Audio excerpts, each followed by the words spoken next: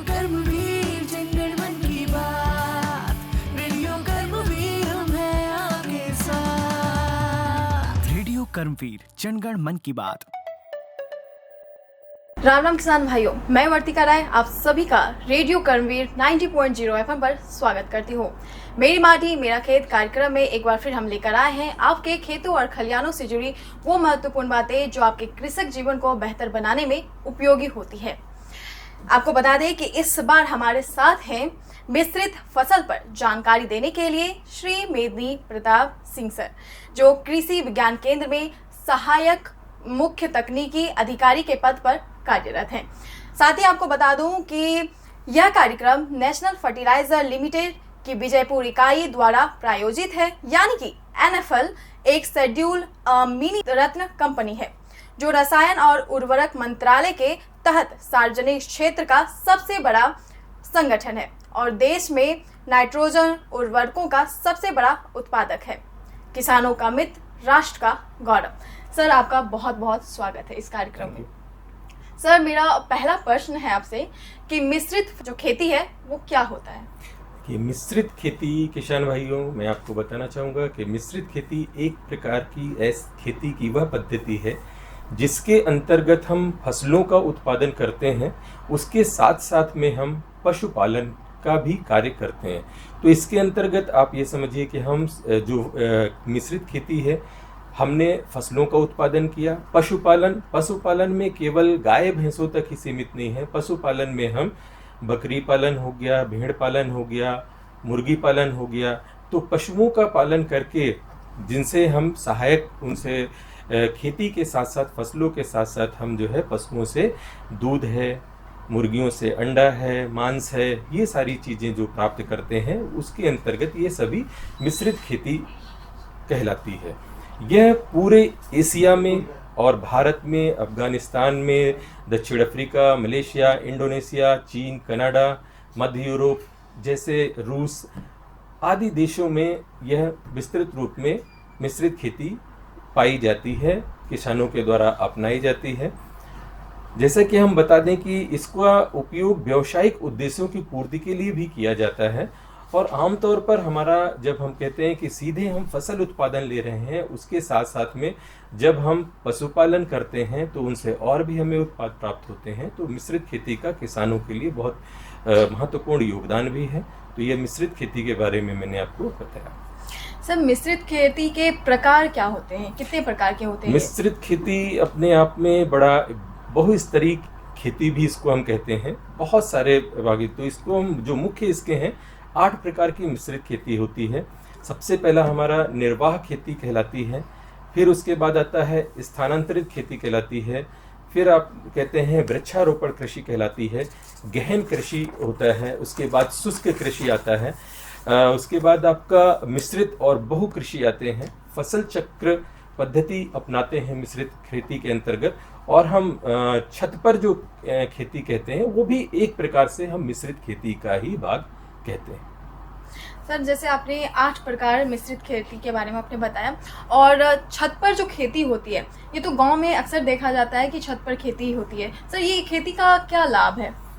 नहीं, उस पे देखिए, छत पर खेती का मतलब वहाँ पे जैसे आप कह रहे हैं गांव में, तो वो तो हमारा साथ में जब हम आप देखते हैं आजकल के जिसे हम रूफ टॉप गार्डनिंग का भी रूप यहाँ पे अभी शहरों में भी ले चुका है।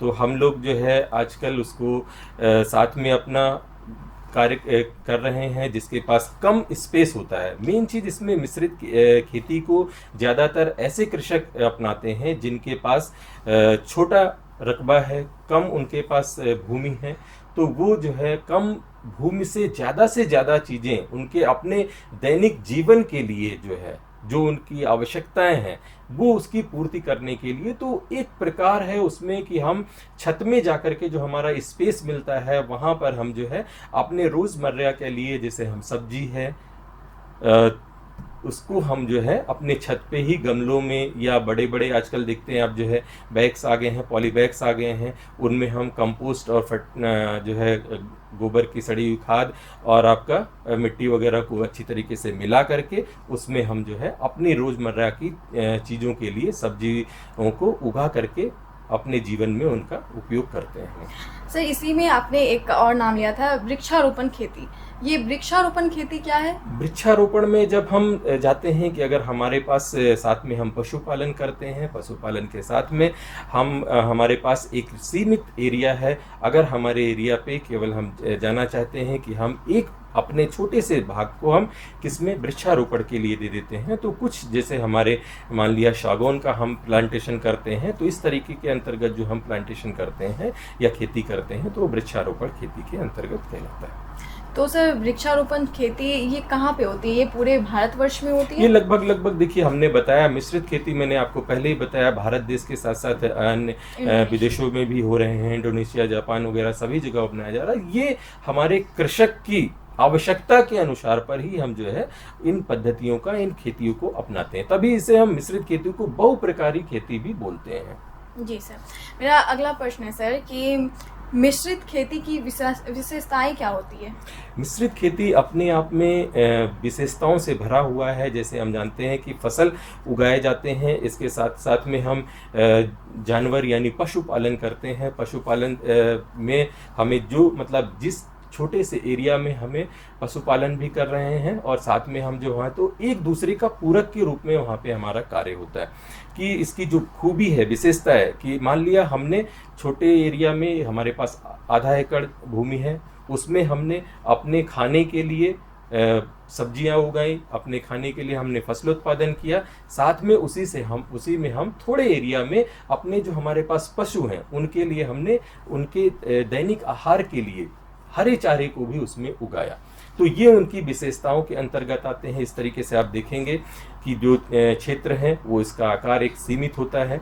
इसकी विशेषताओं में आप देखेंगे हमारे लिए जो आहार तो हमें मिलता ही है, साथ में इसके साथ साथ में हमें दूध है, अंडा है, मछली है, साथ में अपना दूध के अन्य उत्पाद भी आप बना करके हम मार्केट में उसे बेच सकते हैं। जैसे कि दूध से आप जो है खोया बनाइए, खोया घी बना करके भी, तो मतलब एक कुछ ना कुछ आपको वर्ष भर इस मिश्रित खेती को करने से वर्ष भर आपको आय का साधन बना रहेगा।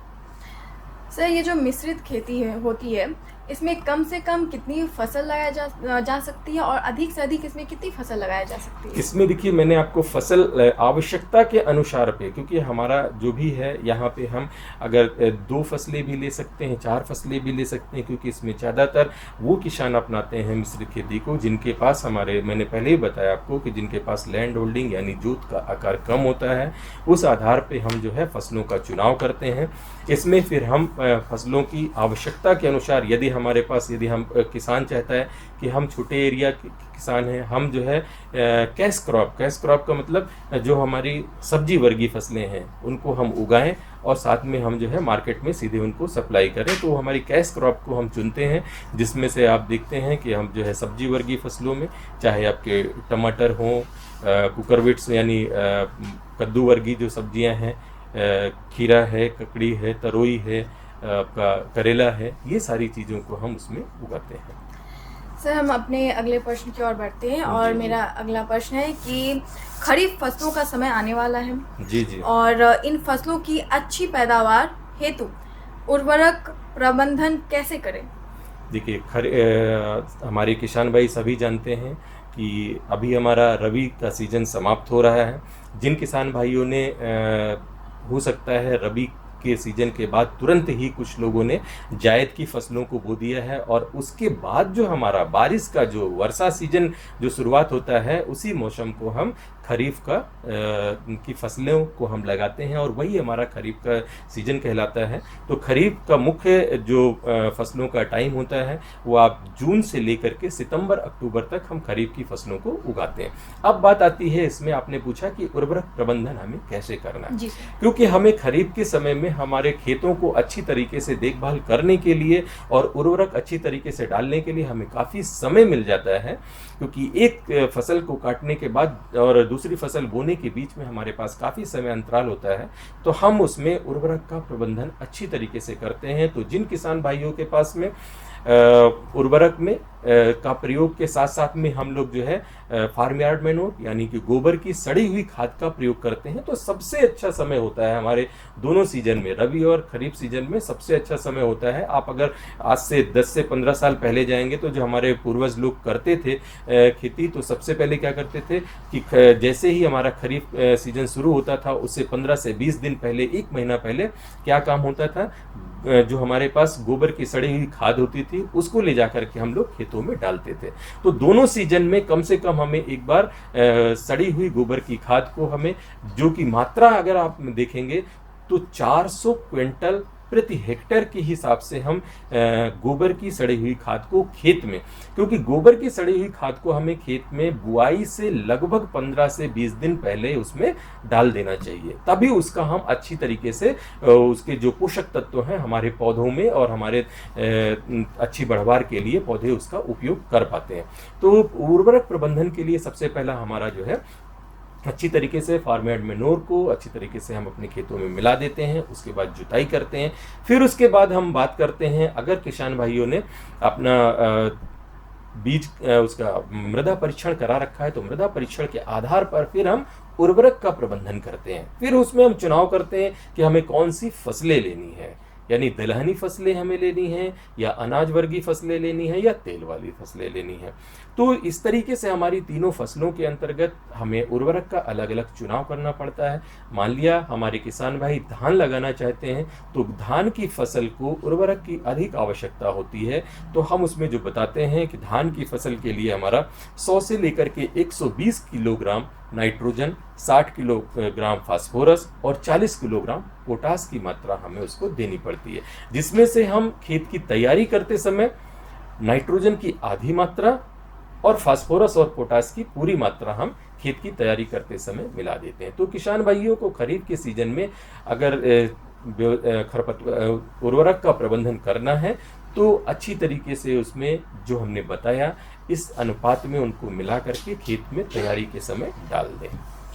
सर आपने बताया कि इसमें नाइट्रोजन, फास्फोरस बहुत इसमें श्रम लगता है, तो क्या किसान भाइयों को इससे फ़ायदा मिलता होगा, लाभ पहुंचता है इससे? जी हाँ, देखिए ये मुख्य पोषक तत्वों के अंतर्गत आते हैं, चाहे नाइट्रोजन, फास्फोरस, पोटास।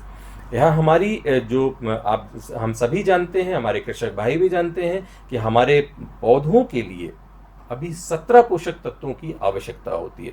और 17 पोषक तत्वों में जो मुख्य पोषक तत्व हैं वो हमारे नाइट्रोजन, फास्फोरस, पोटास हैं। तो नाइट्रोजन, फास्फोरस, पोटास का हमें जो है हमारे फसलों में संतुलित मात्रा में प्रयोग करेंगे तो अवश्य ही हम भरपूर उत्पादन पाएंगे। मैं किसान भाइयों को ये भी बताना चाहता हूं कि मैंने पहले भी बोला, मृदा परीक्षण के आधार पर ही हम जो है उसके जो हमारा रिपोर्ट्स आते हैं, जो मृदा कार्ड, मृदा स्वास्थ्य कार्ड में हमारे दिया होता है कि हमारे खेत में इतना नाइट्रोजन है, उसके आधार पर जो संस्तुति दी जाती है वैज्ञानिकों के द्वारा या कृषि विभाग के द्वारा, उस अनुपात में हम उर्वरकों का प्रयोग करेंगे तो हम अवश्य ही फसलों से अच्छा उत्पादन प्राप्त कर पाएंगे। जी सर, क्या संतुलित मात्रा में उर्वरक डालने से उत्पादन अच्छा हो सकता है? जी हाँ, वही चीज़ें मैं आपको बता रहा हूँ कि संतुलित मात्रा में चाहे कोई भी पोषक तत्व, सबसे मुख्य पोषक तत्व फिर से मैं वही दोहराना चाह रहा हूँ कि नाइट्रोजन, फास्फोरस, पोटास, क्योंकि जब संतुलित मात्रा होती है, आज किसान भाइयों के और हमारे बीच में ये धारणा बैठ गई है कि हम उर्वरक या केमिकल फार्मिंग जिसे कहते हैं, यानी उर्वरक का हम प्रयोग कर रहे हैं तो उससे हमारी जो है फसल खराब होती जा रही है, हमारी मृदा दूषित होती जा रही है। तो देखिए हमारे पास अभी उतनी सीमित मात्रा में संसाधन नहीं है कि हम जो है गोबर की खाद के द्वारा या वर्मी कंपोस्ट के द्वारा अपने पूरी खेती को जो है सारे पोषक तत्व उपलब्ध करा पाएं। तो जब ये सारी चीज़ें उपलब्धता नहीं है तो हम उर्वरक की तरफ जाते हैं। तो उर्वरक का जब हमें प्रयोग करना है तो हमें ये ध्यान देना है कि उर्वरक को हम जो है रिकमेंडेड डोज यानी संतुलित मात्रा में अवश्य दें, जो कि मैंने पहले बताया है अभी आपको कि हम मृदा स्वास्थ्य कार्ड के आधार पर ही उनका प्रयोग करें खेती में। अब जैसे कि हमने आपको बताया धान के खेत में यदि आप नाइट्रोजन दे रहे हैं तो ऐसा नहीं है कि आप जितनी मर्जी जब मर्जी चाहे तब डालते रहिए। सही समय पे सही तरीके से और सही अनुपात में आपको उर्वरक का प्रयोग करना है, तभी हमारे फसल जो है, तभी हमारे पौधे उसका अवशोषण कर पाएंगे और उन पोषक तत्वों को अवशोषित करके अच्छा उत्पादन दे पाएंगे। जैसे मैं आपको बता दूं कि अगर हम धान की बात कर रहे हैं तो धान में हमारा जो नाइट्रोजन है काफ़ी ज़्यादा लगता है, तो 120 केजी नाइट्रोजन की हम बात करते हैं। तो अब मैं तो बोल रहा हूँ नाइट्रोजन, तो नाइट्रोजन के लिए हमें क्या लेना है? नाइट्रोजन के लिए हमें ज़्यादातर किस उर्वरक का प्रयोग करते हैं? यूरिया का। अब यूरिया की हमें पूरी मात्रा कभी भी नहीं डालनी है। यूरिया की आधी मात्रा, मतलब 1 हेक्टेयर के लिए आप जो है 120 केजी हम नाइट्रोजन की बात कर रहे हैं, तो उसकी आधी मात्रा हमें जो है कब डालनी है? खेत की तैयारी करते समय। और आधी मात्रा को हम 2 बराबर भागों में बांट करके रख लेते हैं। और प्रथम जो है पहली मात्रा फिर जो उसकी कब डालते हैं? जब हम पहली निराई गुड़ाई करते हैं, यानी डायरेक्ट DSR की विधि के द्वारा यदि हम धान लगाते हैं, डायरेक्ट सोइंग में है, तो उसकी आधी मात्रा हम पहली निराई गुड़ाई के समय में डाल देते हैं, यानी 20 से 25 दिन की अवस्था में।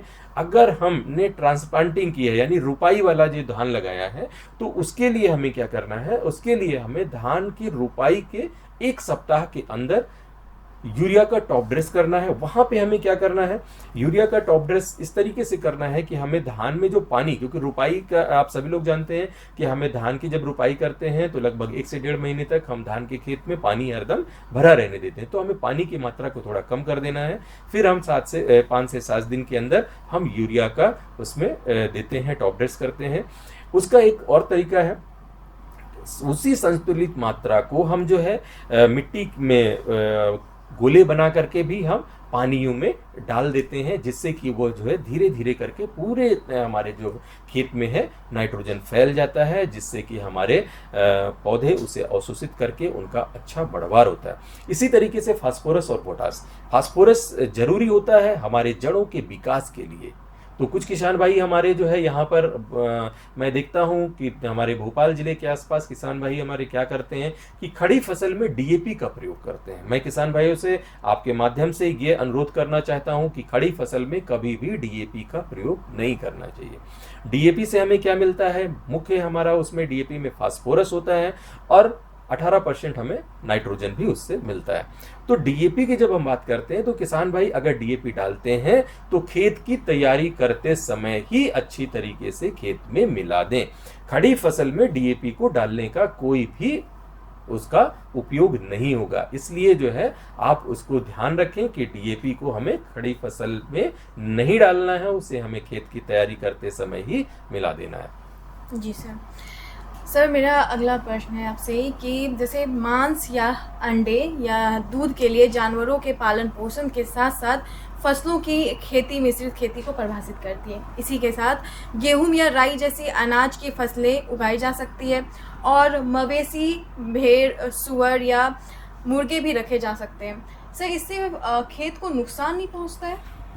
नहीं, नुकसान नहीं पहुंचता है, क्योंकि जो भी आप जो पशुपालन कर रहे हैं, तो अब ऐसा पशुपालन हम सीमित एरिया पे कर रहे हैं। और ऐसा नहीं है कि पशुपालन करके हमें मान लिया आपने गाय, भैंस, भेड़, बकरी पाली, तो अगर हमने दूसरे एरिया में यदि हमने लगा रखा है, फसलें लगा रखी हैं, मान लिया गेहूं लगा रखा है, धान लगा रखा है या सब्जी वर्गीय फसलें लगा रखी हैं, तो हम उन पे सीधे ऐसा तो नहीं करेंगे ना कि हमने जानवरों को हमने उसमें छोड़ दिया जिससे वो रेजिंग यानी चराई कर जाएंगे, तो उससे उसका कोई भी नुकसान नहीं होता है। जबकि इनका हमारे फसलोत्पादन में लाभ ही होगा। किस तरीके से मैं आपको समझाता हूं कि जैसे हमने पशुपालन किया है, तो पशुपालन से हमारा जो गोबर मिलेगा, गोबर से हमारी सड़ी हुई खाद फार्म यार्ड मैनोर बनाएंगे, उससे हमारे फसलों के लिए पोषक तत्व उपलब्ध हो जाएंगे। हमारे दैनिक आहार के लिए हमें दूध मिलेगा, दूध के साथ साथ में हम उससे घी बना सकते हैं, जिसको हम मार्केट में बेच करके अपना आमदनी का जरिया बना सकते हैं, खोया बना सकते हैं प्रोडक्ट में। आप मुर्गी पालन करिए, मुर्गी पालन से अपने घर के खाने के लिए हमें अंडा मिल सकता है, साथ में जो है खाने के लिए या आपको 2, 4, 10 से ज़्यादा यदि आप सीमा बढ़ाते हैं तो आप जो है उससे उसका मीट उत्पादन करके आप जो है मार्केट में बेच सकते हैं। तो आपका जो क्वेश्चन था कि फसलोत्पादन और जो हम मवेशी या पशुपालन कर रहे हैं, तो क्या हमारे फसलों को नुकसान नहीं होता है। बल्कि फसलों को उससे लाभ पहुंचता है, क्योंकि जो भी हमें उनसे जो है, चाहे मुर्गी के मीट से ही हो या बकरी का होती है, तो उनसे भी जो हमारी खाद मिलती है बहुत उच्च क्वालिटी की खाद होती है, जो कि हमारी कहीं ना कहीं फसलों के लिए बहुत ही लाभदायक होती है। जी सर। सर, अगर वैज्ञानिक रूप से इसको देखें तो क्या वैज्ञानिक रूप से ये फायदेमंद है?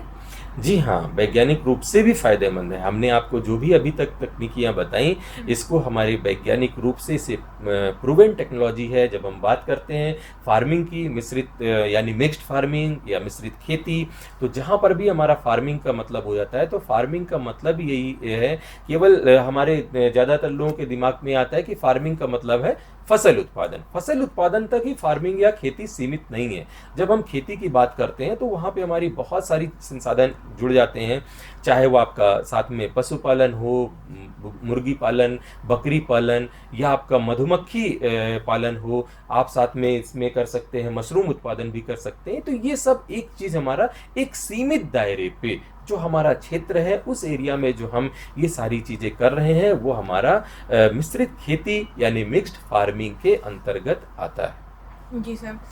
सर, पोषक तत्वों के आधार पर उर्वरकों की माला पैच, सर आपने क्या लिखा? मात्रा। ओके।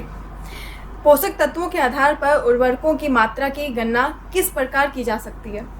देखिए, अभी हमने पोषक तत्व, जैसे हम बता रहे थे, हमारे मुख्य पोषक तत्व जो हमारे फसलों के लिए हैं, नाइट्रोजन, फास्फोरस, पोटास की जब हम बात कर लें, तो हमारे किसान भाई ज़्यादातर सभी यूरिया, डीएपी, आपका single super phosphate, MOP, potassium sulphate, ये हमारे बाजार में काफ़ी मात्रा में उपलब्ध है। आपका नेशनल फर्टिलाइजर लिमिटेड जो कि इस कार्यक्रम को ऑर्गेनाइज कर रहा है, उनके द्वारा भी हमारे यूरिया जो कि नीम लेपित यूरिया है, वो भी हमारा इसमें लोग बना रहे हैं। तो मैं आपको बताना चाहूँगा कि हम जब किसान भाइयों को बताते हैं कि आप धान की खेती के लिए जो है 100 से 120 केजी नाइट्रोजन का प्रयोग करिए, तो नाइट्रोजन तो हमें नहीं मिल रही है ना, हमें किस मार्केट में हमें क्या मिल रहा है? यूरिया मिल रही है। तो अब ये जो गुणांक होता है, किस तरीके से हम गणना करें, मतलब हम कितना यूरिया दें कि 100 केजी या 120 केजी नाइट्रोजन उसको मिल जाए फसल को।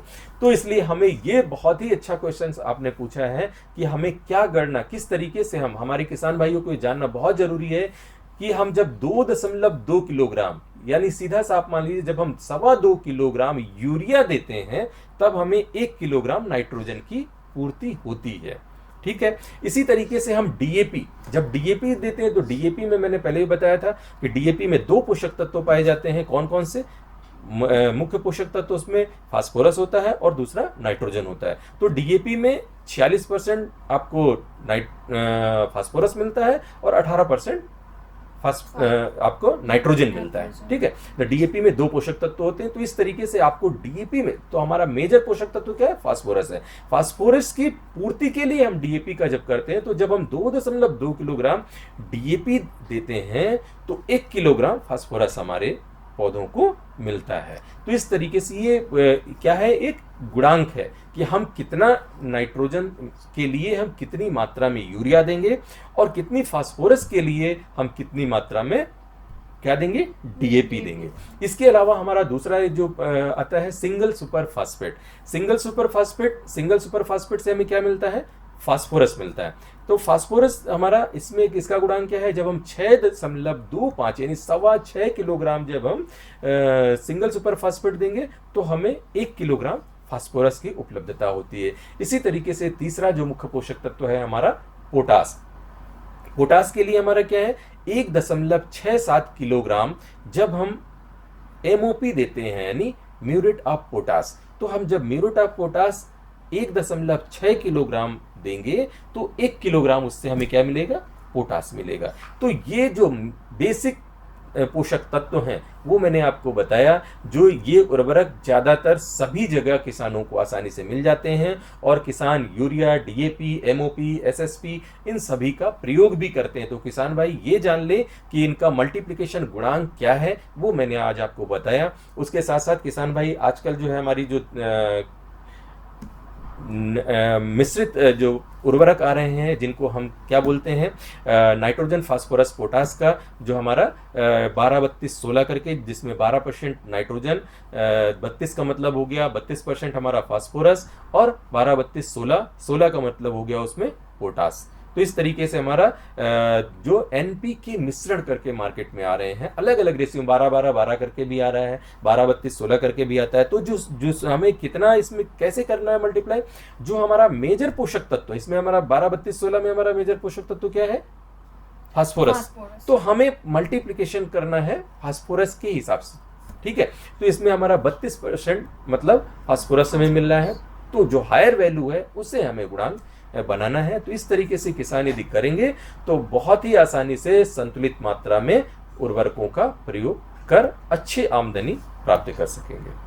सर आपने अभी बताया कि 12-32-16, सर ये जो आप प्रक्रिया बताएं, क्या ये किसान भाई अपना रहे हैं? ये पूरे भारतवर्ष में ये प्रक्रिया अपना रहे सारे किसान भाई? बिल्कुल, किसानों को तो सभी को पता है। किसान भाई हमारे जो है सारी खादों का प्रयोग करते हैं, जितनी भी उर्वरक मैंने अभी आपको बताया, चाहे यूरिया हो, चाहे आपका DAP हो, DAP के साथ में सिंगल सुपर फास्फेट हो, ये तो मैंने आपको NPK मिश्रण के अलग अलग जो बताएं कि ये एक मिश्रित बना दिए गए हैं। मतलब अगर हमारे पास अलग से हम नाइट्रोजन नहीं ले रहे हैं, यानी यूरिया नहीं ले रहे हैं, DAP नहीं ले रहे हैं, तो हमारे पास एक ऑप्शन है कि हम 12-32-16 का NPK मिश्रण सीधे से मार्केट में आप जाते हैं तो वहाँ पे हम बायर से, अपने दुकान वाले से हम मांगते हैं, सहकारी कोऑपरेटिव में जाते हैं, इफ्को के कोऑपरेटिव हैं या NFL में जाते हैं, तो उनसे मांगते हैं हम कि हमें क्या हम चाहिए, NPK मिश्रण।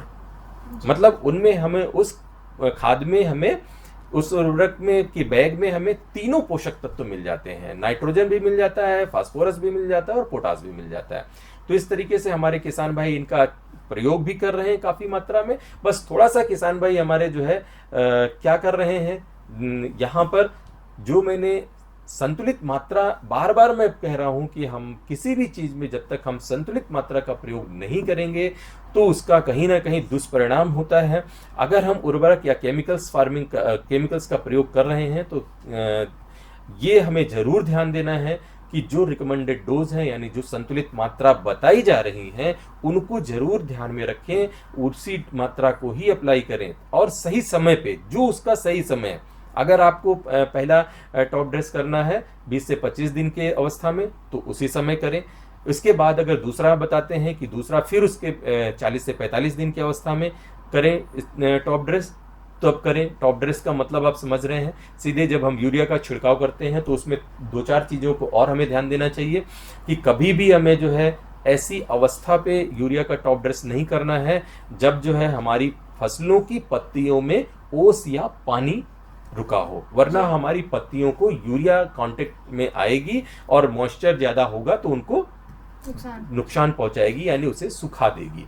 इस तरीके से छोटी छोटी बातों को ही हम किसान भाइयों को बताते हैं। बाकी हमारे किसान भाई तो सारी चीज़ें बहुत अच्छी तरीके से जानते हैं। किसान भाइयों को बस मैं यही कहना चाहता हूं कि जब हम उर्वरक का प्रयोग करें तो थोड़ा सा ध्यान ये दें कि जो हम रिकमेंडेड डोज बताते हैं उनका ध्यान दें। और जो भी किसान भाई हमारे जो मध्य प्रदेश के आसपास के किसान हैं या हमारे भोपाल जिले के किसान हैं, हमारे केंद्रीय कृषि अभियांत्रिकी संस्थान का जो कृषि विज्ञान केंद्र नबी बाग भोपाल में है, वो आकर के हमारे यहाँ पे वो सारी जानकारी भी ले सकते हैं और समय समय पे हमारे द्वारा जो है ट्रेनिंग्स भी ले सकते हैं।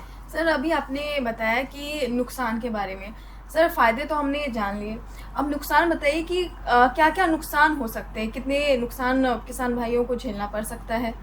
देखिए, नुकसान में तो बहुत सारी चीज़ें आती हैं।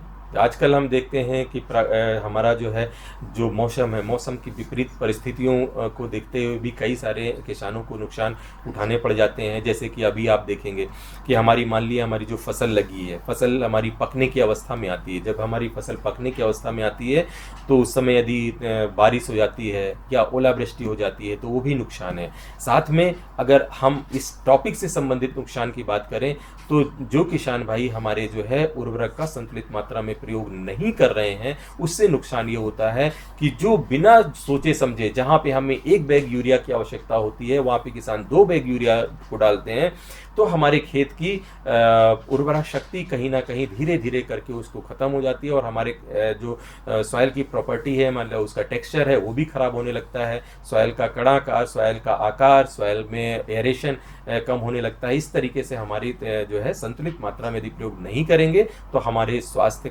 मृदा का स्वास्थ्य खराब होने लगता है, जिससे कि हम बहुत लंबे समय तक अच्छा उत्पादन नहीं ले सकते। सर, मेरा आखिरी प्रश्न आपसे ये है कि मिश्रित खेती और बहुकृषि क्या है? देखिए, मिश्रित खेती और बहुकृषि एक तरीके से दोनों एक दूसरे के पूरक हैं, लेकिन जब हम कहते हैं कि मिश्रित खेती में हमने बताया कि एक सीमित क्षेत्र में हमारे किसान भाइयों के लिए खेती, फसल उत्पादन के साथ साथ में हम पशुपालन भी करते हैं। बहु खेती जहाँ पे हम बहुत सारी फसलों को एक साथ में करके और उसके लिए कोई एक सीमा का